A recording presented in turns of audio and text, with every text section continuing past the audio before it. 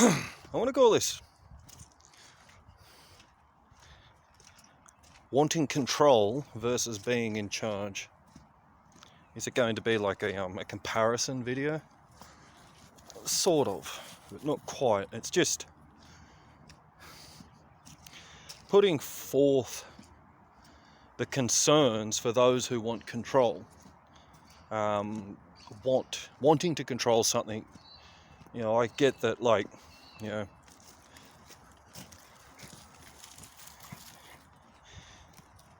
having the power could be a fantastic thing, but you know, power can be one of the most corruptible things you'll ever come across if you haven't first walked the path to acquire it. And when you start playing around with the bigwigs, you'll begin to realise that there's you get the path of lawyers and those who own the lords and the ladies, you know, those that own the land, and accountants. And I'm saying it's a nightmarish realisation to understand that even the most beautiful blocks of land on this earth, filled with all their native wildlife and trees and housing and roads and, you know, potential, you know, for livestock grazing or cropping or whatever else that you could have, or developing or whatever else, they are nothing more than blocks of land on balance sheets. There is absolutely no emotional attachment to it. It's just an understanding of essentially what's it worth. And then so we're talking Game of Thrones stuff, where you will have the lords, the ladies, the accountants, the lawyers, you know, executors, whoever else. Will they ever visit these places? No. They're just meeting topics, and these places for these meeting topics, some can be worth millions, some can be worth new billions. And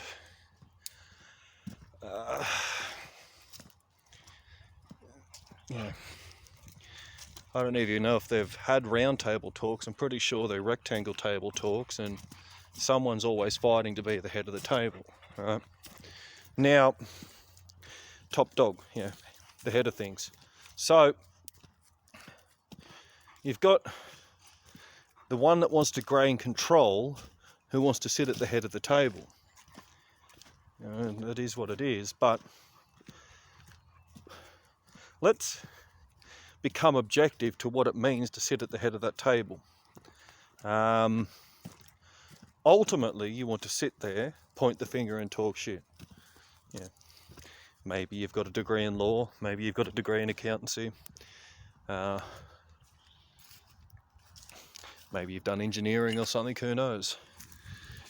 Maybe psychology, yeah. Maybe you understand economics. Yeah, it's good to have all these understandings, that's great. I'm not saying it's just textbook, but like at day's end, it's just money. It's money and territorialists. And so whilst you've got those who are vying to grab the power to be in charge of these territories,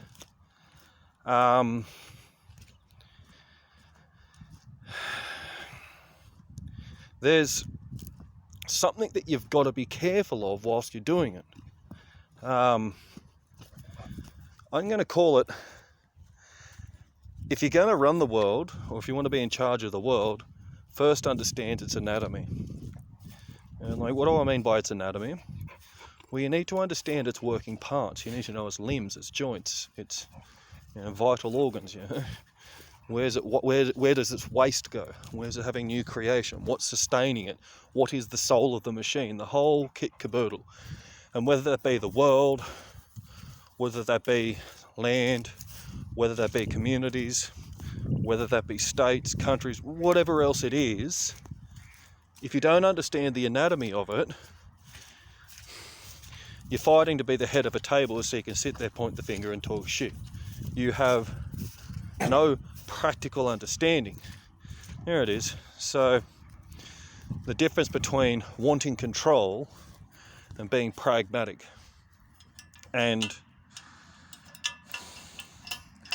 typically it's the ones that are pragmatic that recognise the need to be in charge of something, but more often than not, at all costs, they would rather do everything they can to, not be in charge, because they know just how much that would take. So then, what are we trying to get at? Because we're dealing we're not talking small money here. We're talking,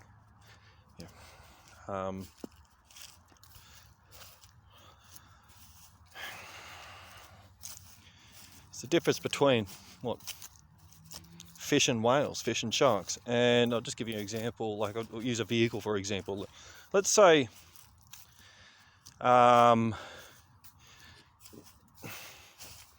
Lamborghini, Ferrari, something like that. You want to build a Lamborghini or a Ferrari, Aston Martin, something like that. And, you're at the top of your game in regards to whether it be technical or mechanics or, engineering or marketing or whatever aspect of it is, what you do in regards to it. But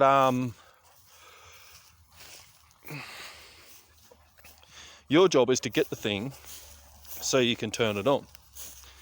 The people I'm talking about here are the ones who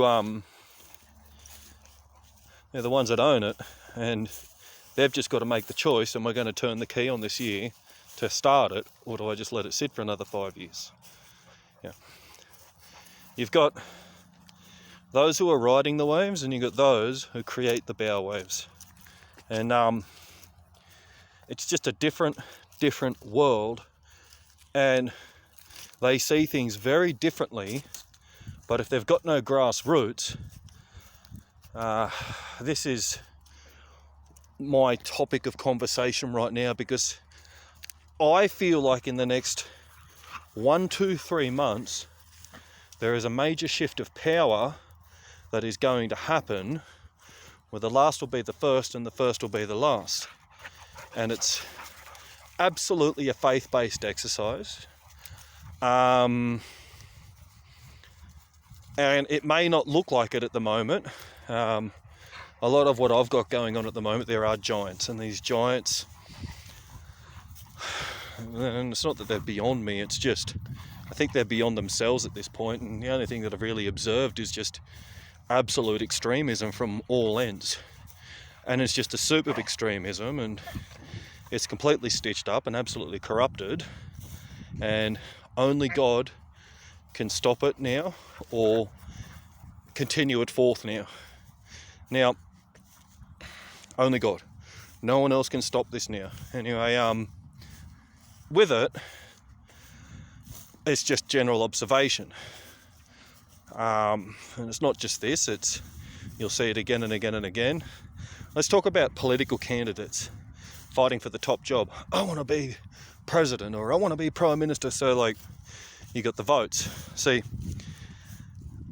it's pointless voting for anyone, because who's got grassroots? I want to take on a career. Oh my God, so you want to take politics on as a career? Great. Did you learn common sense first? Probably not. So what you're going to do is learn how to become corrupted within a system where you give wound out answers to questions that need a direct response, but when you're trying to not, how do I say this, end up liable for the very words you speak, you all of a sudden recognise that a politician in now day and age, but always and in all ways, has just been someone to give a softening blow to a question that wasn't quite an answer. It was simply a response that leaves the individual baffled because it's a little bit beyond their own intelligence. So you then start to realise that as we all become a little bit smarter, we start to ask questions, that begins to piss this thing called the system off. Anyway, let's walk away from the system for now. It's big. Trillions traded. Anyway, so power without grassroots, and how these people get into these positions, only God knows, because there's power in it. And so you want to have a look at the Wheel of Samsara, and you've got the gods and the demigods, and you've got the humans, and you've got the hungry ghosts, and you've got all this different, essentially it's, where do you sit within society? Anyway, in regards to that, I don't think I want to go through there. In regards to that,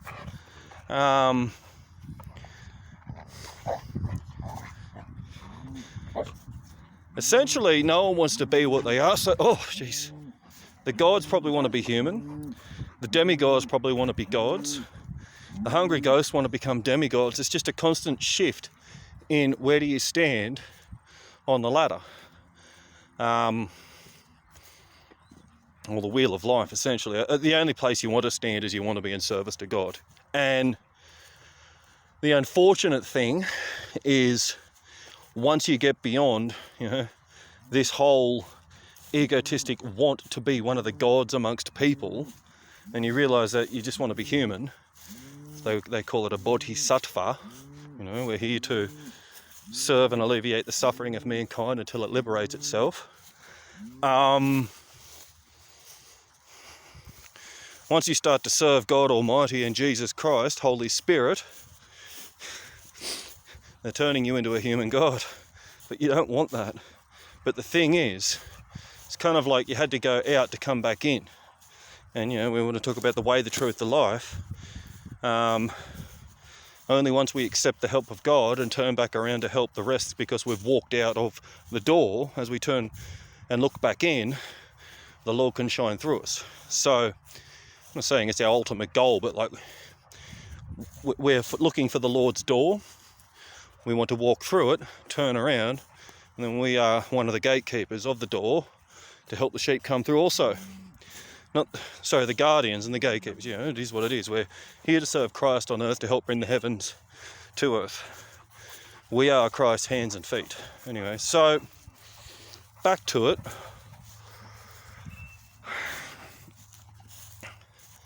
It does not matter the nature of a human, because you think that you'll know it. But if you know that they've got power that's about to arrive to them, that's a very concerning thing, because you don't really know what a person is truly like until they've got the power. With great power comes great responsibility. And I think we're going back to the presidents, or like running for the presidential seat, or like for a prime minister's seat or whatever. You see those candidates where they've got these essentially false programs that have been written for them to try and fake it through to the top. And the long and short of it is they were just trying to win. And if they had won, this isn't the first time that you will have heard me say this, because others will have said it as well. Once they get the win, they then don't even know why they did it. They were just in the race to win it. It was more about the prize of the win. It's like you are the biggest loser. So you've done it now. You've got the prize. Show's over. Let's pack up. Cleaners come out, garbage is in the bin, vacuum cleaners are out, mopping buckets out, venue's over. And so life goes on. This is what I'm trying to get at with the life goes on. So now life goes on, and I just want to put the comparisons or the parallels between someone who wanted the power and someone who God has put in charge of the power. So when someone fights tooth and bone for something because they want it, did they have a right to that? Maybe they did. So we're not going to judge a person's rights. We're not going to judge that. It's not about that. Because we all have a right to what we have rights to. It is what it is. And, if you don't become a part of that fight to get involved with what may be rightfully yours, well, we live in a grubby world and someone will steal it from you. So there's plenty of hoodwinking and thievery, that's fine. But what am I trying to get at? Is it a cause that you're fighting for? So the cause is fighting for a particular outcome, but then with the particular outcome, there will be someone who will be either in charge or in control of that outcome. If they're going to be in control of that outcome, there's no room for God. If they're going to be in charge of that outcome, God will be in control. So why I'm concerned right now is because there is a observation, and it's saboteurs. It's wolves in sheep's clothing. Have you ever fought for what you know is right, and you thought that who you were fighting with for what you thought was right were all on the same team, but then you don't even know what is a team anymore. You don't know what loyalty is anymore. You don't even know if there is a fight going on. Was it just a story? Were you just a pawn? What's the bigger picture here? But what am I trying to get at? It all comes down to who's going to be in charge next, who's going to be sitting at the head of the table next. And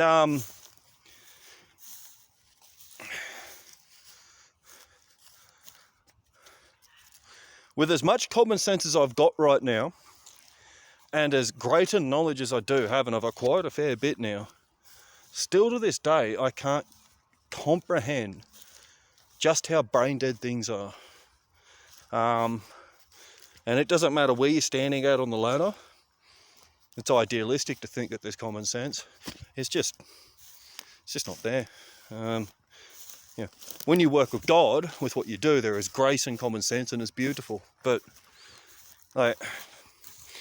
you can read legislation, and legislation has common sense in it, and you're like, that's cool, but you just get to a person-to-person basis, and you're like, it disappears all of a sudden. And then it's just people fighting to be in control. Now, with this whole being in control, because their entire focus has been, well, yeah, I'm sitting at the head of the table now. Do they have any grassroots? And that's not someone like me saying that I want to sit at the head of the table. The long and short of it is I don't want to be on earth. But I will be sitting at the head of some table soon. And with this, like if you need it, you don't got it. If you got it, you don't need it. It's just like, it's the whole, I got it and I don't need it. I don't want it. But what don't I want? I don't want to be involved with humans. I'm at the point now where I've been that utterly outcasted and rejected. And even though I've got the talents and the skills to be able to make some form of difference, I think I'd just rather leave them to it. I don't want to be involved. I think individual salvation is probably the most important thing to each individual at the moment. And there is no going out there to help someone else. We've all got to help ourselves. And so that's belief number one we've got to kind of throw in the bin, not because it's selfish, but because how are you going at the moment helping others with their salvation? It's cute, isn't it? You'll become a target by the satanic world itself, and you'll begin to recognize that personal salvation is about the only thing that you can fight for. Moreover, your prayers will be the greatest thing that you can bring to the table. So then you'll start to realize that God will take you on a journey that'll take you 15 to 20 years. And it'll be a hard 15 to 20 years. There's no free meals. And you'll be regulated with how much you earn, because how much you earn then dictates what you can spend, and then how you spend it and where you spend it, and God is in control of everything. And God's painting a picture, you're just the paintbrush. It's like a dollhouse. The world's like a dollhouse, and you're just one of the dolls, and God's like, oh, I've got a bigger objective going on, and there's a blueprint, and you've just got to have faith. There's not much planning going on. You can't plan much. And as things start to unfold and get to where it is it's supposed to go, you'll be like, so that's how it was always going to happen. That's why God's got the plans. So you've just got to have faith. You're just, God's paintbrush. You're painting a picture for him. So, back to it. Lately, like the presidential candidates, they get the win and then they're like, well, I don't know what I'm doing now. I just got the win. Or it's like someone that was running a race It's funny how we continue on with this. You need to have a goal beyond the goal. So that's step number one. I've come across enough, and it's happened to me as well. I done something truly world class a few years back, and I had no goal beyond it, and I fell off the rails and just went into depression. And a lot of people will go into depression. Now, I had a level head then, and I've got a level head now. I've always had a level head, and I've always had good morals. Rule of life, integrity equals credibility. Anyway, and you'll get credibility with the right people, and the right people will pay you what you're worth. Right, back to it. So,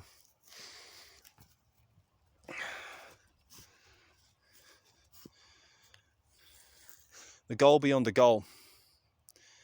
Even without the goal, with the goal beyond the goal, or without the goal beyond the goal, I want to get to, it's just something that, could you see how we do videos, how like we've got to extract it out, because there could be a vision and we see it in 15 seconds, but it takes half an hour to speak what we're seeing in 15 seconds. Epiphanies, revelations, aren't they unreal? So, because there's a point. So the goal beyond the goal. So was the goal beyond the goal for the person that was fighting to be in control of the table? Was that their goal, to sit at the head of the table, point the finger and talk shit? Was that their goal? Who was their God?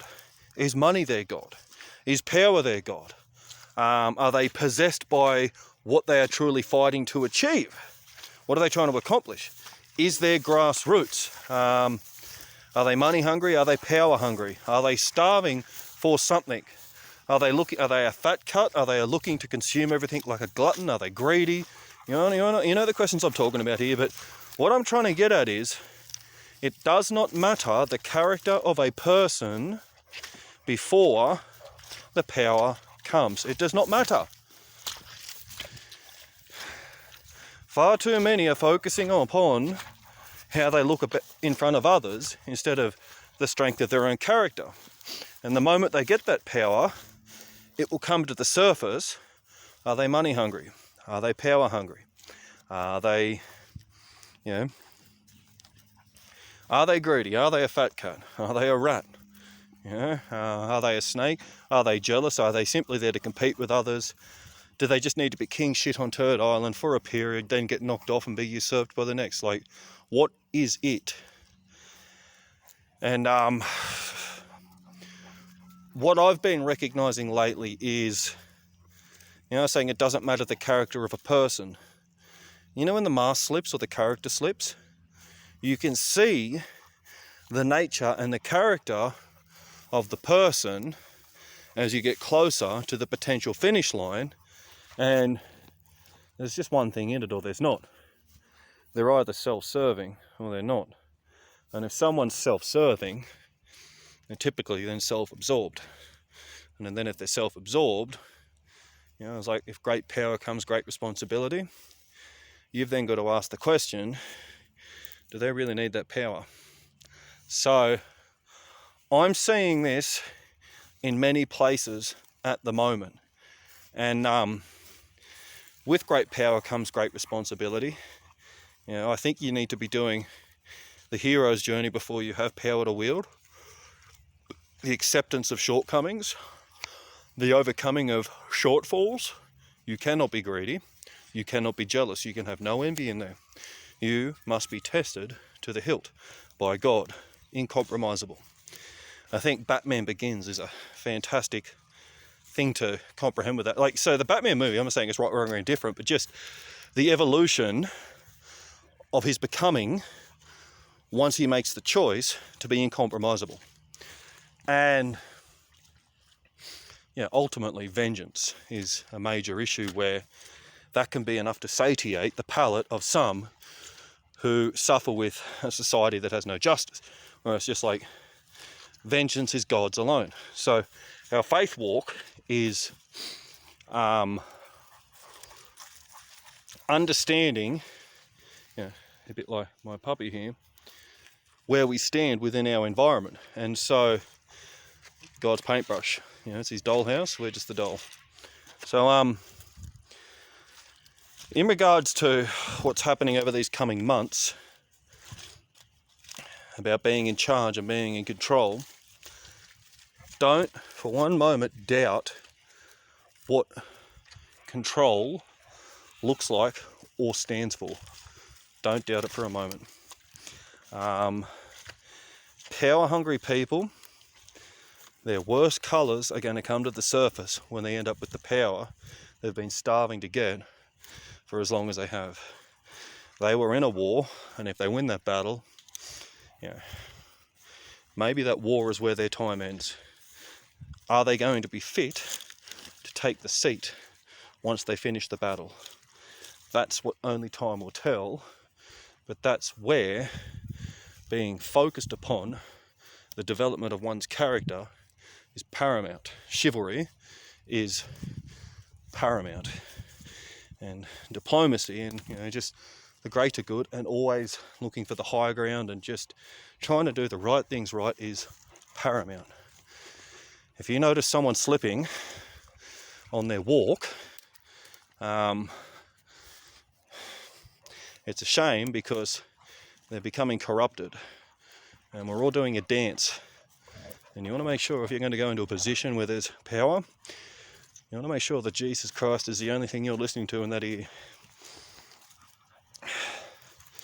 Anyway, so back to the grassroots. What do I mean by grassroots? I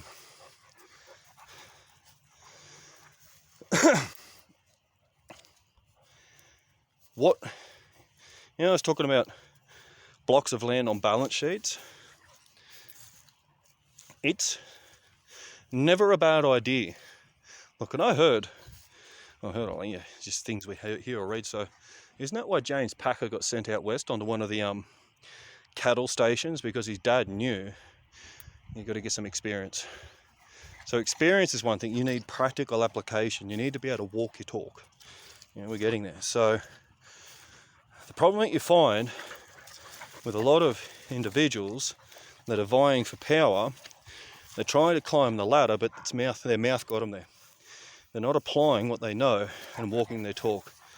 And that can have consequences. But it also advises to force us to understand, do we fight for people with loyalty, or does the cause itself that we're fighting for be what we then become loyal to? Because sometimes, do we need to protect a cause from the very person itself that started it if they become corrupt? These are just questions to ask. But it's why, if you're thinking you want to be in charge of something, I've been handled and pandered and smashed by this stuff for years, right? Constantly. And it's like Hercules, he's carrying the world, and it's like, why are you trying to take from me what I'm doing? I'll happily hand it to you. So I'm saying it's all well and good to talk shit, but can you walk the shit you talk? If I'm to hand to you the weights that I'm carrying, are you going to be able to function with that weight and have room to still move? Right, that's just like a hypothetical, but it's for yourself to say to someone else as well. Going back to like judging another for their effort or character, we're talking about stepping up to the plate because we are a part of a royal priesthood, God's children, kings and queens. Have you walked your path? Have you become noble? Have you become chivalrous? Have you learnt to serve and protect like a knight of God Almighty himself?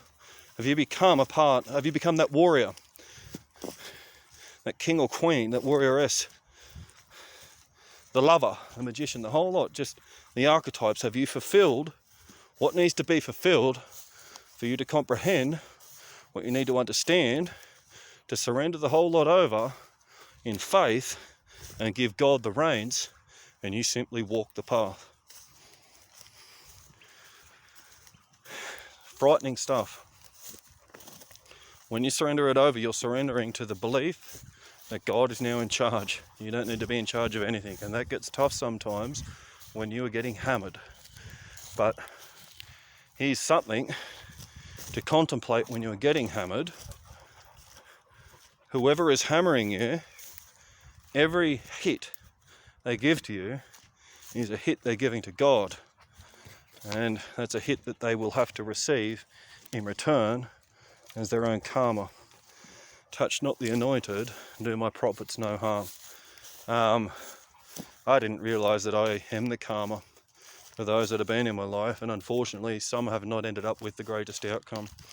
We're not going to go into what that is. It's not pretty, some of it, but it was their own choice through their own poor behaviour. Anyway, so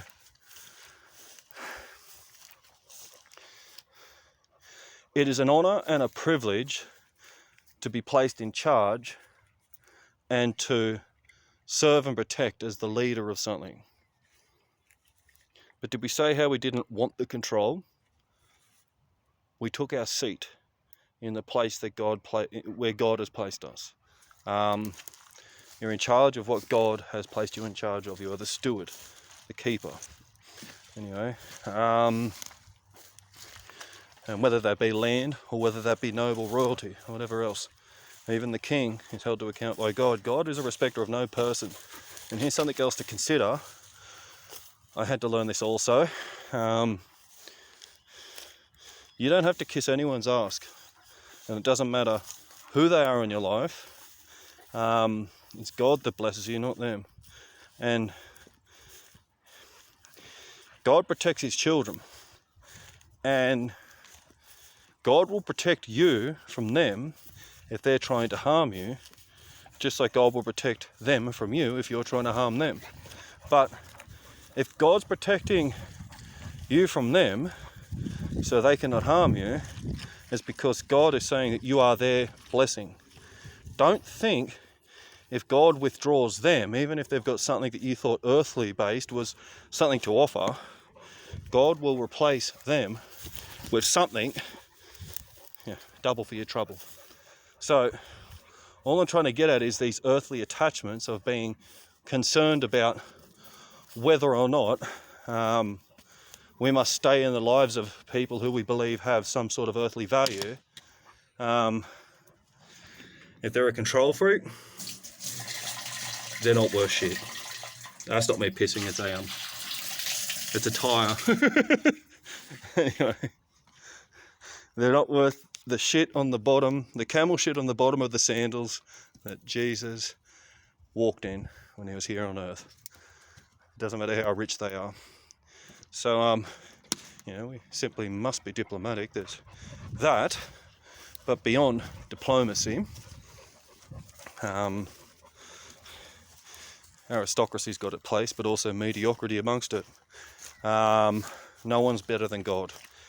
And those who are acting in such a manner will have a rude awakening when you're pulled out of their life.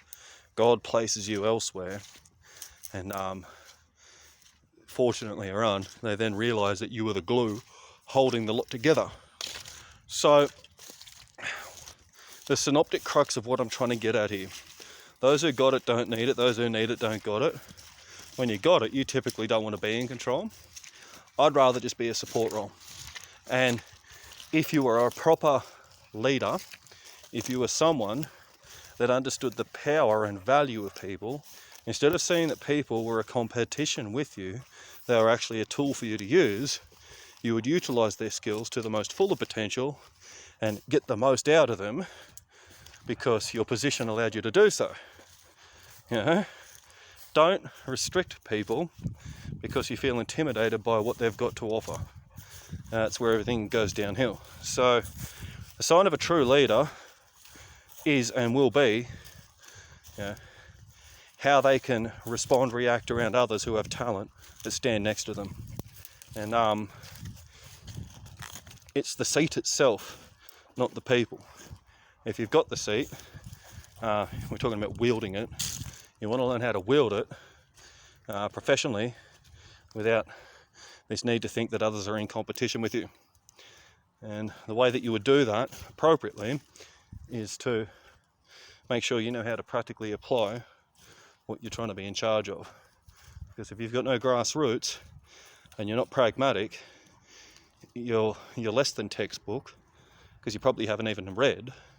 You're resting on laurels from knowledge that you may have had years ago. You may not have what it takes anymore to be in charge of what it is that you're doing. So we can't rest on our laurels. We must continue to better ourselves at all times. If we are looking to be in charge of something, it is a concerted effort we must make to ensure that we have our finger on the pulse and we understand it, from the toilets that must be cleaned, to the marketing, to the sales, to the integrated pest and disease management if that's a concern, legislation, legals, accounts, the whole lot. You've got to have a finger on the pulse, and that's kind of what I think I'm trying to get at. To become in charge of something, you will be charging it.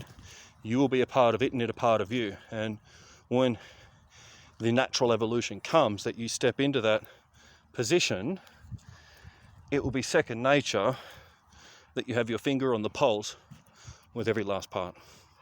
You will be the head of the body of the instrument that you are to move within as its head leader. A bit like Jesus with the body of Christ. So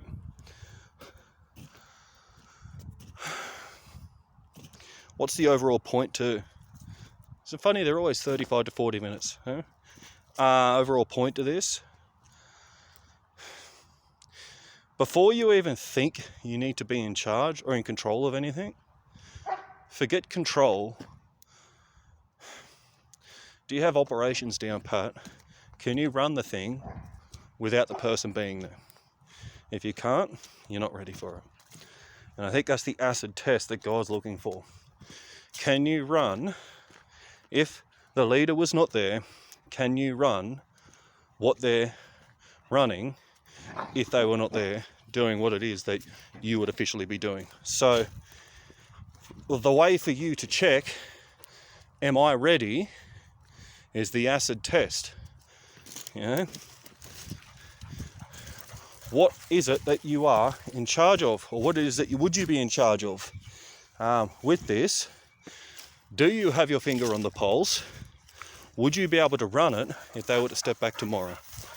If you can't, you're not ready, and that's okay. But I was talking about the hero's journey. Know your limitations. Stop throwing yourself into situations where you are not ready to take them on, and you may actually be the greatest liability to the entire operation because you let your skill sets lapse and everything comes down with you because you've got your ego to try and protect. Don't protect anything to do with your ego. It's going to have to die if you want to bring out your full potential. Your sense of self, it's not going to die while you're here in this body. You can rewire your beliefs. Your old beliefs are going to have to die. And let me tell you this now, if your ego is upset about what it's hearing right now, it will be very happy with new beliefs. You sever one, kill it off, put in a new one. There's no void left. There is a new, it's a matrix for the perspective to see through. A lot of what you see is the belief that you've got attached to the perspective. I'm saying perception is reality, but perception is the belief. So how you see something and the belief you have about it is the way that you see it. Anyway, look, I think that's enough for now. If they were to step back, could you run it could you run it in their stead? And could you run it within their stead? Could you do as good as, if not better? If you couldn't, get out of the race. You're not ready yet. And I think for a lot of people that are going into candidates and races and competition and all the rest of it, maybe if you could see what I've just said, that little truth there, if you could see that, you would save yourself a lot of heartache and embarrassment, and you would not get into races that you're not ready to run in, and you would stop being so competitive, because the long and short of it is, you're not fucking ready yet. And you may have 10 years before you're ready, if you try really hard every day for that 10 years. Anyway, know your limitations. There's the lesson. May God bless you. May Jesus Christ guide and be with you. May the Holy Spirit grow that little bit more within you, and have a lovely day. Bye.